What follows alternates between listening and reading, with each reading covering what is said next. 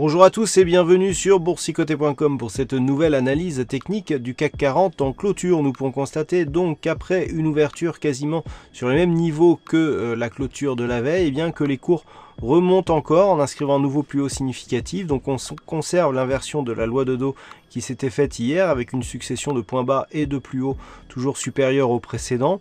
Malgré tout, on vient encore une fois tester cette moyenne mobile 20 exponentielle ici en trait plein qui évolue comme une résistance, et donc nous avons toujours cette dynamique qui reste baissière puisque suite au contact ici de la bande de Bollinger inférieure, nous avons un retour sur cette moyenne mobile 20 exponentielle qui continue à agir comme une résistance. D'un point de vue un peu plus global, nous avons toujours ici cette zone d'évolution baissière qui est limitée ici par la résistance oblique qui définit la résistance donc haute de cette zone d'évolution, avec ici ce support qui continue là aussi à guider la tendance actuelle. Donc on confirme quelque part une orientation baissière sur le court terme et sur le court moyen terme. Du point de vue des indicateurs, nous avons une évolution qui est relativement neutre avec à l'image ici du RSI. Le stochastique recroise ici sa ligne de signal mais dans sa zone neutre.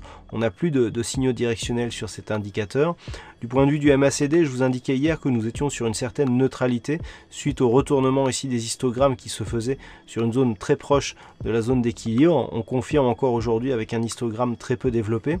Les volumes s'inscrivent juste dans la moyenne des 20 dernières séances, ainsi que la volatilité. Donc on a plus ici l'image d'une stabilisation de la dynamique après un accès baissier qui avait trouvé ici son point bas vendredi dernier. On a quelque peu testé ici cette zone de point bas en début de semaine avant de marquer ici un rebond qui reste technique. Alors toutefois, si nous traçons les retracements de Fibonacci sur la précédente dynamique baissière, ce que nous pouvons constater, c'est que les cours ici, même s'ils ont été testés hier, sont venus tester d'une manière un peu plus agressive ici le retracement des 61,8% de Fibonacci qui se situe à 5192 points.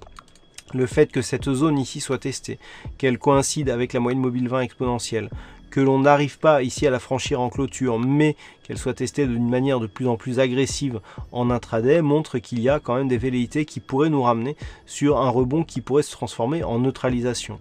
Certes, la dynamique que nous avons actuellement ici est relativement faible. On peut voir ici que celui-ci est notamment alimenté par les dividendes qui ont été versés ici en mai et en juin. On n'a pas un gros trend baissier, mais malgré tout, le plus bas ici qui a été marqué en fin de semaine dernière et début de cette semaine marque un nouveau plus bas significatif par rapport à cette évolution. Donc même si la dynamique n'est pas très forte, nous pouvons remarquer que depuis ici l'entre-deux tours des élections présidentielles françaises, on n'a plus eu de contact avec la bande de Bollinger supérieure, ce qui montre quand même que nous sommes dans un flux plutôt baissier. Donc pour suivre ce flux, il faudra tout simplement encore une fois observer. Alors je vous avais demandé d'observer ici les 5182, le fait que cette zone qui était précédemment support, qui avait été validée comme résistance hier, soit cassée aujourd'hui, va dans le sens donc d'un amoindrissement de la dynamique baissière qui était actuellement en cours. Le fait que l'on clôture au-dessus de cette zone, même si on est sous la moyenne mobile 20 exponentielle, va vers une neutralisation de la dynamique très court terme.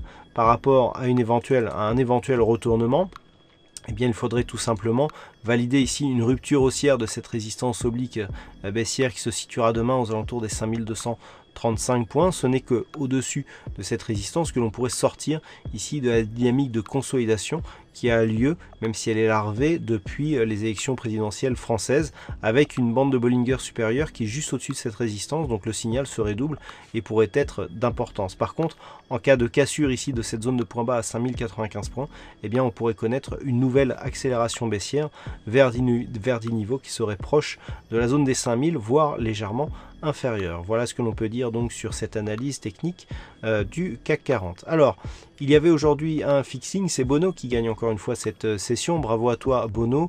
Et puis concernant les statistiques, là aussi nous sommes sur une configuration sensiblement équivalente à celle que nous avions hier et les résultats sont quasiment identiques. Alors on a c'est très équilibré donc pour la prochaine séance et on a une petite tendance baissière qui se dégage mais qui repose sur trop peu d'occurrences pour vraiment nous donner une statistique significative.